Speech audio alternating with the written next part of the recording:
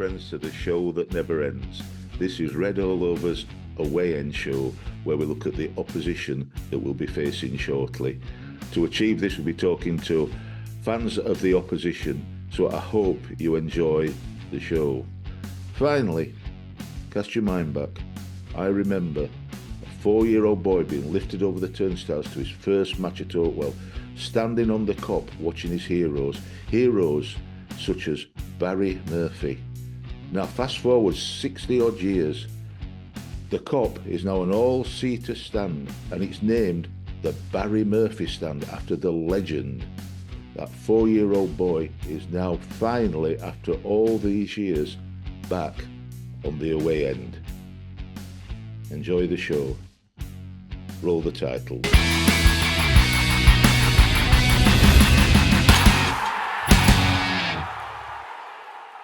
Welcome, Ed. This is Ed Walker from Burton Albion fan, all the way from sunny wherever you are, Ed. Where are you?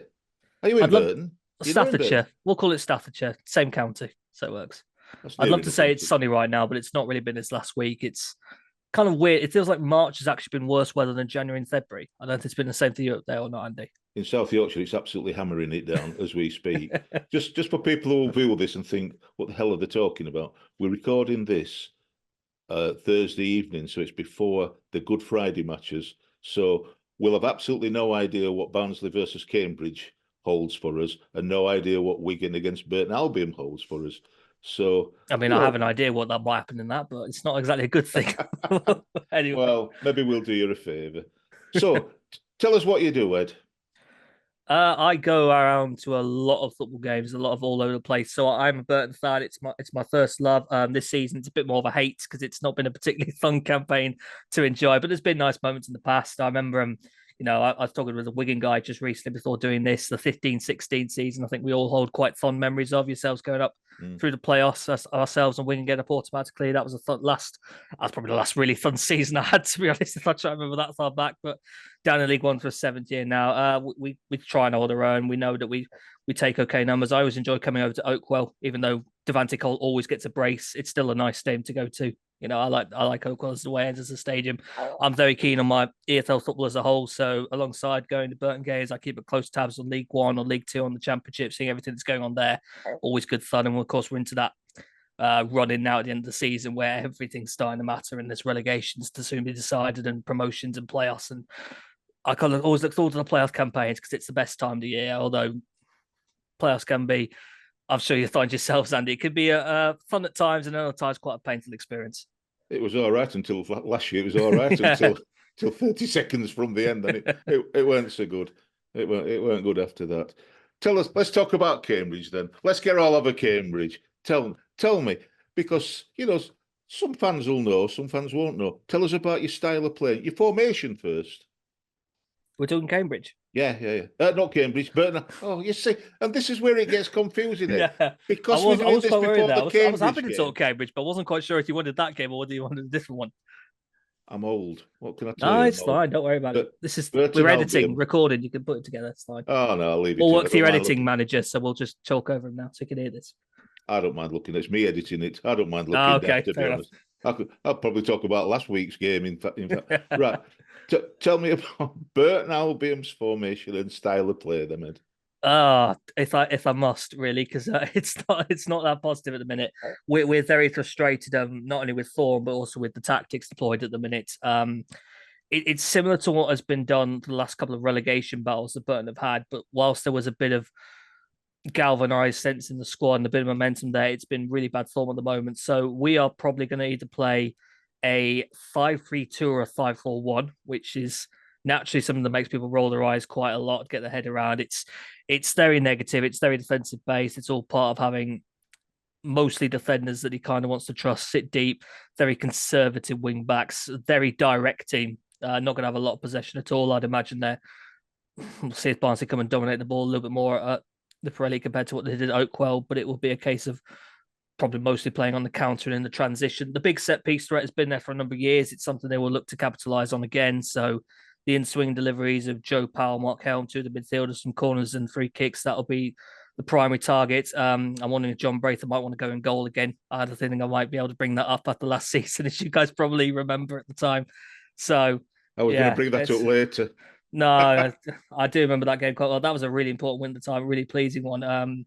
Very anxious at the end with that Nicky Cannon goal because we could just never hold 2-goal leads. It always has to end up being a 1-goal lead in the 10th finish. But thanks for the hanging to there. I'm praying to something like that again this time because the form at the minute and the general negative tactics is not leaving a particularly great feeling around the place at the moment.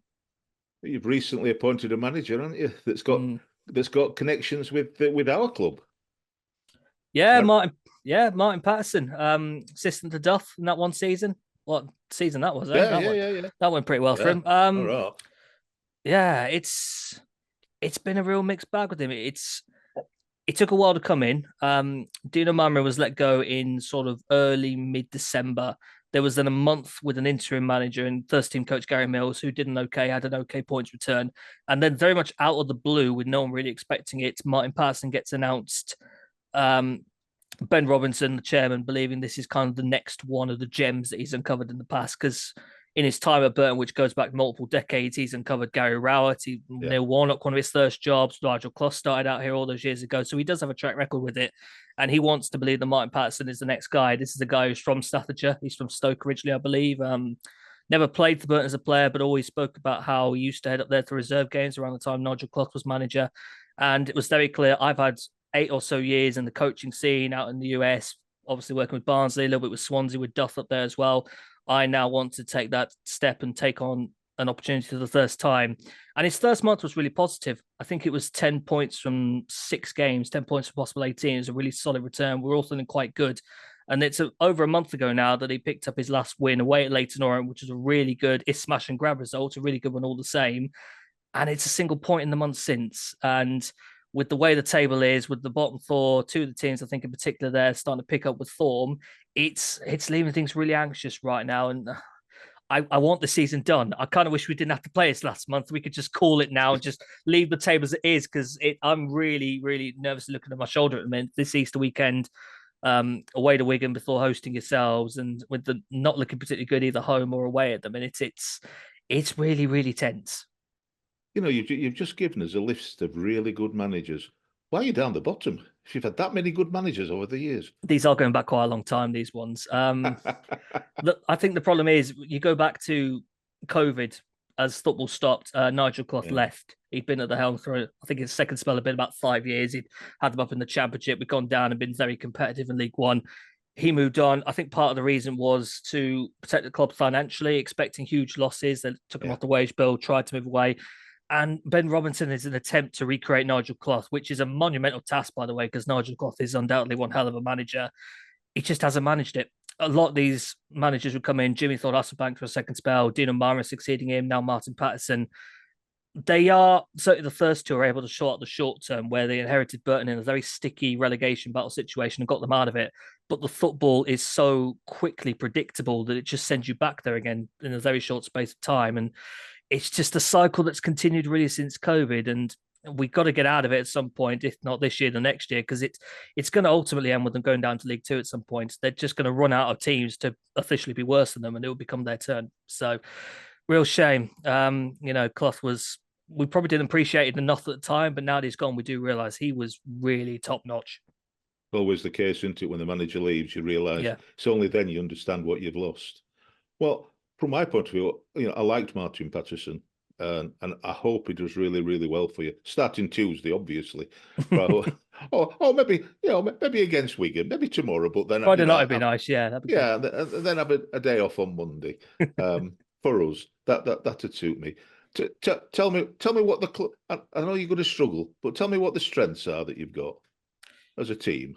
Well, I brought them up before. You've said about the set pieces. Yeah, the set piece threat has been here really for a long time, and the past managers. It's part of the height in the team, I'd have to say Braithwaite is the one to actually focus on, who's 36 now. He's the same age as Martin Patterson, which is quite something to say. Your manager and your club captain are the same age. He sits in the heart of defence. We play very deep, partly because he's in there, because he just can't do the running anymore. He used to be a right back in the day, but he just doesn't have that. Yeah. He doesn't have that dynamism anymore. He'll occasionally get the ball and carry it through, but he's just got this knack of the ball dropping his way in the box and getting some shots off. I think even in the games where we've been beaten recently, he's had a couple of moments when our ball's just fallen his way in the box and been able to put a shot that's either slightly over the bar, slightly past the post, slightly off target. So there's always the threat with that. Sam Hughes, who's our reigning player of the season, right-sided centre-back. He's the best defender at the club. He has just made a return from injury, and that is really big because he's the star in the centre of his back line. Jasper Moon, your old boy, I think he's probably not back till next month, till April. He's been out for a while as well. I think if he was around, it would be him, Braithwaite, and Jasper and Sam Hughes that would be the starting back line. So probably won't see Jasper. I don't know exact timescale with that. I hope it can be before the end of the season because we were delighted to get him back. He'd been so good in that loan spell second half of last season, and signing him off you really was a logical move to make, and that's happened. And we'll see when he comes back and when he plays. I suppose the other one to maybe focus on is Tom Hamer, right wing back. Very unique player. Most unique build of a footballer I've ever seen. I've never seen a footballer with such broad shoulders. He's got a very interesting physique to him. He's great defensively. He's fantastic physical. Not as dynamic as I'd maybe want a right wing back be compared to others. You know, Jordan Williams would have him in a foot race all day long, for instance, as they were directly up against each other. But he's got good defensive, smart qualities, and I think there is a value to someone like him. And that's when he's maybe turn attention to the front line, I suppose, for attacking threat, which has had to change quite a bit from the last time we played you. I think, trying to remember the team that we played at Oakwell now, I think it would have had Quadro Bar in there, maybe Beryl Bar leading the line, maybe Bobby Camera out on one side. There's only one of those left now in Camwa. He's gone, until Labala's gone. Yeah, Labala, he had a short-term contract. He signed as a free agent. He did well. He had good impact. He turned down the short-term deal to go to Wycombe for a better deal, which I don't begrudge him for because footballers are like that. What leaves a bit of taste to people is that his final game is supposed to be against Cambridge and he refused to play it. And that just leaves people a little bit down on that. If he wanted to go to Wycombe, fine, but refusing to play your last game for whatever reason, probably just to avoid injury to keep himself in contention, that leaves a sour taste to people. So he's moved on, but he's still at the minute the top scorer in the team. So no one's been able to get the goals up to replace him. What we're left with is a very temporary front line of lone strikers, people like Joe Hugel from Manchester United. I'm going to get his name right. Ademola Olaradebomi. It's quite a mouthful. He's on loan from Crystal Palace.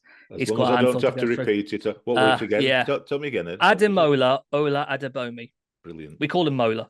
Call him Mola. I can live with that. Very simple, yeah. And then a guy called Antoine Hackford who's on loan from Sheffield United. Bright talents. I think they'll go well. They'll probably have other loans in the league later on, but they're all very inexperienced, playing in a team that generally does not create a lot for its strikers. They're really struggling for output at the minute. I think Mola and Hugel are the only two to register goals at the minute. And then you add in Mason Bennett, who's the more experienced player in there. But much like his career at Derby, you just can't quite trust his thickness of. It's been the case throughout the season. I think he is back now, but you're never quite sure if he's going to manage 4 or 5 games in a row. So there's frustrations there.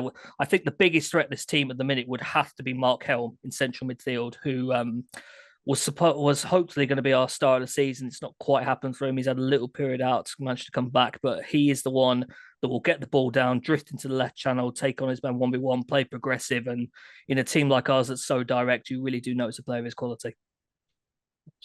Well, I'll tell you this, your strengths are set players into the box. We found out yesterday and today that Donovan Pines, who's our huge American centre half, is out for the rest of the season. We thought he might be coming back, and that's a big shame because we're not sure what that means about who's going. We play back 3 and then we wing backs. We're not sure because we've played 2 different things. We played Josh Earl playing back there with Jamie McCart and Miles de Givigny. Yeah. But we've also recently played Jordan Williams there. So we don't know which 3 are going to be playing at the back. But either way, we're not at our strongest without Donovan being there as far as height's concerned. We bought him in January because we knew that it was the height in the defence was a bit of an issue for us defending set plays and what have you. So that certainly could play into your strengths. But what about weaknesses? What weaknesses have you got? You must have some. You're just above the relegation. You can't be as good as you're saying. Yeah. I would say, whilst I like the right side of the team, I think the left side of the team is probably the part that people go to. The left wing back situation.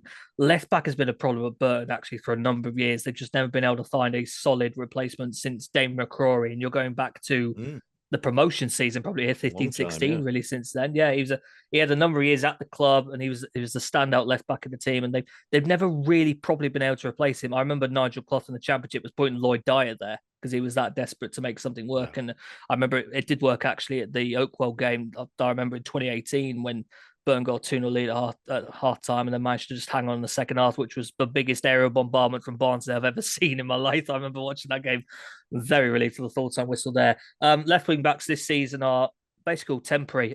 Steve Seddon, who's on loan from Oxford, very hit and miss. His discipline record is really worrying. I think he's got 3 red cards this season. It's not great at all. So people are quite disappointed with him.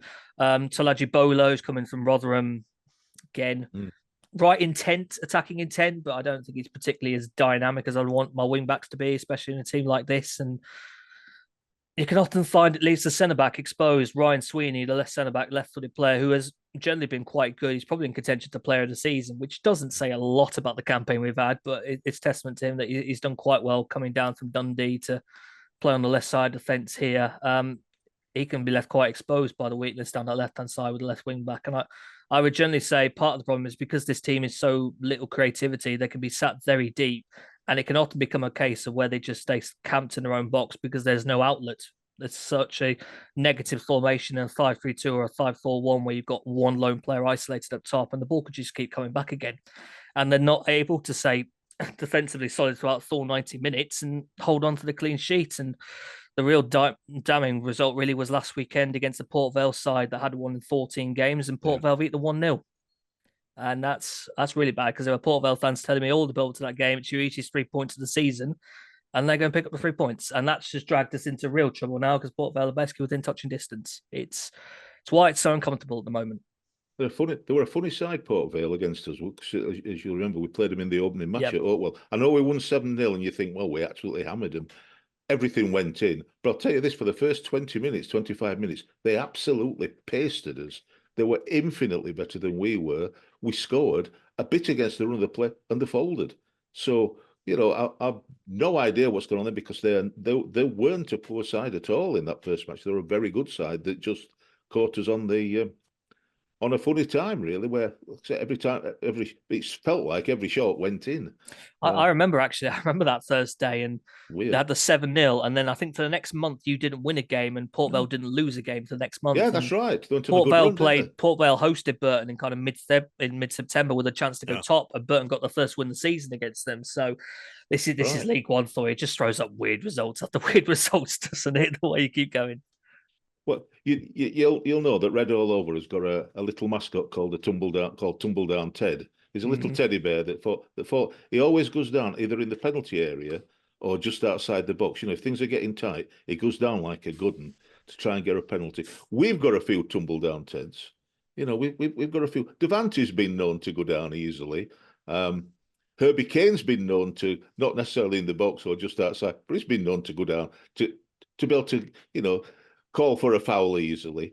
And if he plays on the right side, we've got Barry Cotter, who nobody's really knows what Barry Cotter's going to do with the ball, including probably Barry Cotter. But he's mercurial. Sometimes he's not too good. Sometimes he's standing. But he's good at going down. Are the Burton side is likely to go down, do you think? Oof. It would have been Bez the Barler, but he's not here anymore. We saw him with flipping Wickham. Yeah. I think Braithwaite as an ex-Blade probably it's not quite the same because it's not the Owls, it's slightly different. He really gets riled up for the Sheffield Wednesday games when they were there last season. Yeah.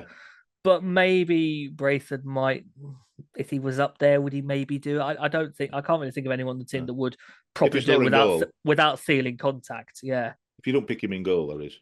Yeah, well, that was quite funny. I did quite like that. Going back to that there were a lot of Sheffield Wednesday fans who mocked you for that, and then we went and beat them a couple of weeks later afterwards as well to put you guys back into the running. So, yeah, that was a fun month, April. I quite enjoyed that. They're a breed apart, Sheffield Wednesday fans. I'm An sure they are. absolute breed apart. Sheffield United, not so bad in my personal opinion, but Sheffield Wednesday, breed apart. I don't know. What's your goalkeeper? The reason I ask what your goalkeeper's like is because it's felt like the last few matches, particularly at Oakwell, the goalkeepers have had the game of the flipping lives to keep us out. What's your goalkeeper like? Is he going to let us win? That's what I want to know. Yeah, our goalkeeper's probably on to player of the season. I To don't want deliver to hear the good that. news. Max Crocombe. He was away last weekend with New Zealand. He's a New Zealand international Yeah. playing for them. So that was a bit of a blowout and have Jamal Blackman instead. And Blackman did all right, but he's not Crocombe. Yeah. Crocombe's been fantastic this season. He started as the number 2 goalkeeper. Blackman started the first 2 games. Blackman got injured in mid-August at Shrewsbury. Crocombe went in goal and he's not looked back, and he's kept them in a number of games. And I think he's got to be one of the top players in League One to saves this season, which is not really the stat you want to be high in because it shows you're facing a lot of shots. You're not that great defensively in front, but there's time and time again where he has bailed them out. And I think if we did have player of the season this season, I think he'd be a very strong candidate to have it. Have a word with him and tell him to have an off day on Monday. Can please himself tomorrow on Good Friday, but and then for the rest of the season to get your keep you well out of the relegation. But on Monday he needs to have a bit of a break. It all depends on how Friday goes, Andy. If Friday doesn't go badly, I'm sorry. Monday's a must win. It's gonna have to be. We'll do our bit against please do against Cambridge if we can. I've got to ask you about your pitch. I saw the last match and right. I thought. Right, it's not quite as bad, in my opinion. It's not quite as bad as Fleetwood's were when we played at Fleetwood. That was a cow's field. But what's happened to your pitch? I don't remember it being like it was when I think something's happened with our ground staff. I think we've changed the team that we've had maybe since sort of COVID times. The other problem is it's not just the full Burton game. It's used occasionally for women's fixtures. I know Leicester women use it a couple of times across the campaign. So it gets more than its fair share of football throughout the season. And naturally, pitches that aren't the top class caring teams deteriorate around this time of year. But that one in the last few seasons has got really, really, really bad. And it's going to stay that way now for the rest of the campaign. And it's kind of mirroring the home performances at the minute. But I don't think I really blame the pitch when everyone else is doing the same and handling just fine with it. So, it's going to be patchy. It's going to be patchy in places, and it's going to stay that way to the end. And what we've got yourselves, Oxford, and I think Reading and Cheltenham are the home games less. So, really got to try and make life difficult for them if we can. What are your thoughts about Monday's match then? How do you think it's going to go? Not excited for the next couple of weeks. I'm not excited for the final month. Like I said before, I want the season done. I just want to end it now and just play with what we have because it's really anxious looking over the shoulder. You're a part of a tricky little period. We've got this Wigan away game on Good Friday, which you just kind of hope you can get from. Although I was speaking to a Wigan guy, and apparently they've got the 4th best home record in all of League One this season, which was not the news I wanted to hear. No. So that's delightful to know just before we head up there on Friday. We've got yourselves, then we're at home to Oxford, and then it's an away game at Stevenage. So there's the top 6 battlers coming in. Yeah, it gets tricky. Final 3 games of the season are at home to Cheltenham, at home to Reading, and away at Fleetwood. And I'm terrified of those ones. They could be really, really big at this stage. So, it's. I wish I could carry the same kind of. I felt a bit of confidence this time last year when we played Jews. Have that feeling because you just had that bit. It was kind of a procession to safety at that point for us. We'd been in the relegation battle, got ourselves out of it. We're just kind of waiting to the point. It got mathematically confirmed. It's not going to be a procession to safety this year. It's going to be a slog, and if it comes down to the final couple of days, it's going to be really, really tense. I'm picturing this idea. We have to go up to Fleetwood on the final day with one of us staying up, basically whoever wins it. And that's tense. I'm scared of Barnsley. I'm very scared of Devante Cole, who I'm convinced gets a brace every single time we go to Oakwell. There's just something about it. He just seems to really enjoy playing Burn up there. Don't think it's happened as much at home at the moment. I can't remember. It's not scored. I don't think for a good while. You won of the Pirelli for a while, actually, have you? Because it would have been. Yeah. Beat them last year. The season you went up in 18-19, we got a 3-1 win there where Woodrow scored for yourselves, I remember. So I think it would actually be, I think it'd have been the 4-2 in the championship, actually, wouldn't it? Now I think about it. That was a horrible occasion. I think it was Joe Williams who scored a goal from outside the box on that day. That's right. That's Halloween night. Well, I do remember that, actually. I don't like to remember some of the old games. Some of them are more memorable than others, let's say. But so it's been a while. I still think out of the 2 over this Easter weekend, we're kind of looking at the Wigan one as maybe the bigger opportunity, just knowing what Barnsley are like, the position they're in. Wigan season is kind of done. You just kind of hope they Yeah. put the foot off the gas a little bit. They got the mid-table, which is fine considering the point deduction they started with. So we'll see. If Friday's another defeat, Monday gets even bigger, and every game after that gets even bigger. So nervous at the minute, and not really looking forward to any games at the moment. Just want the season done. Yeah. Well, my worry for Monday is that we try to play passing football, and if the pitch is churned up and what have you, as it might be, we could come a cropper. I think it's churned up mostly around the edges. I think in the middle it's all right. So if we that might stay not away be from too the sidelines, yeah, I think it has improved a little bit. Yeah. Because my worry is that we tried to go long and high, and apart from Cosgrove, if Cosgrove's on the pitch, we haven't got a lot of height up there. You know, Devante's not them. I'll stick Luke. Going to stick John Russell up top. Just play him up there instead. I was going to say Luke O'Connell then. Luke O'Connell's definitely not a tall player. No. McAtee's a good player. McAtee, whoever plays it from. We're hoping that the break that we've just had will make a difference to Devante Cole, because he's not been, as far as goals are concerned, you know, his play's been all right, but his goals seem to have dried up. And we think they've literally just got tired. You know, we forget that they're human beings and they need a break. You know, playing on a Saturday, playing it's on a long Tuesday, season. playing on a Saturday. It always is. It's a long time. So we'll see, won't we? I'm going to ask you about your score prediction in a minute. Oh, but boy. before we do that, as you know, we have got two young kids. We've got two kids, Isaac and George Webster, who's the twins, the 11-year-old twins of our show's chairman, and they like to ask questions. They often do predictions, but they like to ask questions. So they're going to ask you a question any second. Can you remember your first away game, or are you too old like Andy?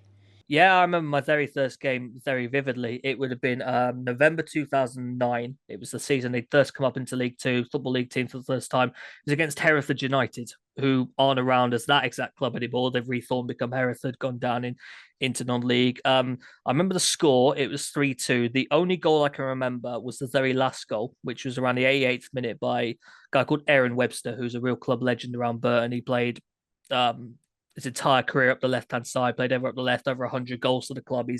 He's one of our first Hall of Famers, as we've started to build one of those over the last 2 years, and worthy of that title because he really was sensational for us for that period in non-league and early into the Football League. So that would be my first home game. And I remember I went very sporadically with Burton for the first 2 years I started supporting them, but every time I went, they'd win.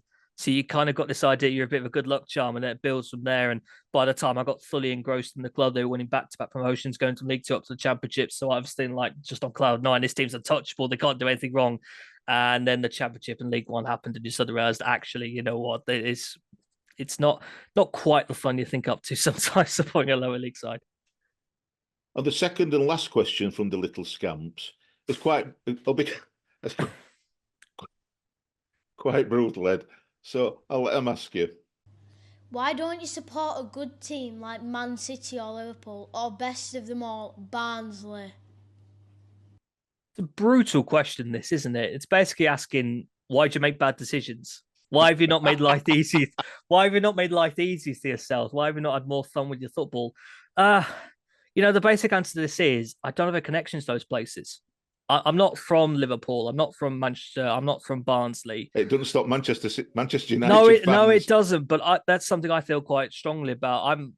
I'm originally born in the town of Burton. I live close by. Burton is the close professional team for me. It's always somewhere I can easily get to, living in Staffordshire for home games. And I guess I kind of appreciate being valued a lot more there. I know that they value me being there because we are lower in numbers. We take a couple of hundred away. On some games, we might take a 200. If it's a closer away game, we'll have our average game about 2,000-3,000 at the moment. But I feel like if I'd gone with one of these other clubs, I'd just be a customer number to them. It'd kind of be like you'd be very sporadically going to games, if at all. Chances are I might not even have ever gone to the Etihad or Anfield or the Emirates or one of these, and I'd support one of these big clubs and not really be. I don't think I'd be where I am now if I picked one of these big clubs, because being with Burton has developed a massive love for all levels of the game. It's something I've got so involved with. Started building a career around football, being able to talk about it. It's a huge honor to be able to do that. And if I just followed the Premier League and been only Premier League focused, I really don't think I would be working in football right now or enjoying what I do right now. So Yeah, that maybe there are a couple of occasions I look at it and think it would be quite fun to enjoy to see a team in Europe and in the Champions League and in the Premier League, but get me out on those terraces any single time. Get me out at actual games. It's so much better than watching at home. I fully believe that. Costs too much, Ed. Costs miles too much. I think it's your town and your club, and I understand that utterly and completely because I feel exactly the same way. So, I noticed you mentioned Manchester United, Manchester City, and Liverpool. You didn't mention Barnsley. I don't understand what. I know you live in Burton, but you could have made the trip up the motorway to Barnsley. It's a bit further than you think, actually. It is a bit of a trip. I do like Oakwell as a ground though. It's a classic one. Very good. Let's round it off. What's your score prediction for this game? Do I go 2-0 defeat or 2-1 defeat? I generally do think that it's so difficult to have confidence at the minute. I think we want to believe that Port Vale was rock bottom, but what I found is when you think you've hit rock bottom, there's actually a further level below. So I'm not going to stoop to that level yet.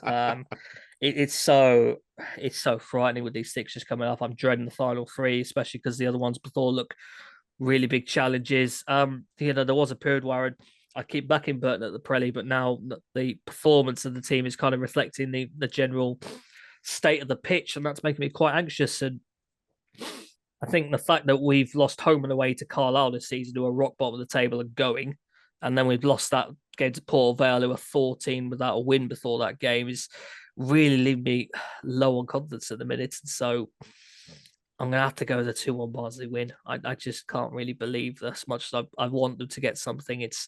It's really difficult to have faith at the minute. I need something over this Easter weekend that puts my faith back, because right now I think we're primed and ready to be overtaken and drop into the relegation zone, sadly. If it makes you feel slightly better, Jake Tong said that Barnsley would win 2-1 when we were at home to Lincoln City, and that didn't work out right. Remember, some silly results. We're not beating you 5-1. That's not happening. That's not happening. Silly results over Easter, though. You never know, both for yourself and for others. It's true. It could be very handy. Ed, thank you. It's been an absolute pleasure talking to you again. Thank you ever so much for coming. There's only one thing left for me to say, and that's, they think it's red all over. It is now.